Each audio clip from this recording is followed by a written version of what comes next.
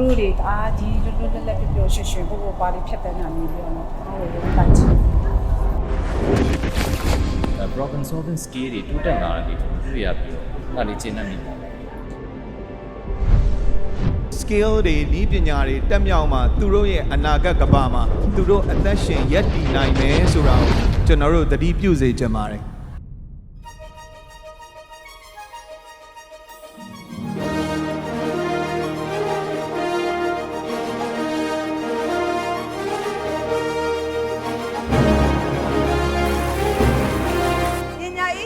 ချက်ကလည်းတကယ့်ကိုစစ်မှန်တဲ့ပညာရပ်ဝန်းတစ်ခုဖြစ်နေရက်တီလေးရရှိပါတယ်။ကျမတို့ကျောင်းကိုယုံကြည်ပြီးတော့အနံ့ပေးတဲ့ဖေဖေမေမေတို့ကိုအထူးကျေးဇူးတင်ပါတယ်ရှင်။ကျွန်တော်တို့ခေတ်တုန်းကလို့စာအုပ်ထဲကအချက်လက်တွေလောက်နဲ့မလုံလောက်တော့ဘူးဗျ။ဆိုတော့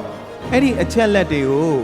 ချက်နေဖို့တက်ရှာတတ်ရမယ်။အမှန်အမှားကိုဆုံးဖြတ်တတ်ရမယ်။ဖန်တီးမှုအားကောင်းရမယ်။ပြဿနာတွေဖြေရှင်းနိုင်ရမယ်။ communication ဆက်သွယ်မှုအားကောင်းရမယ်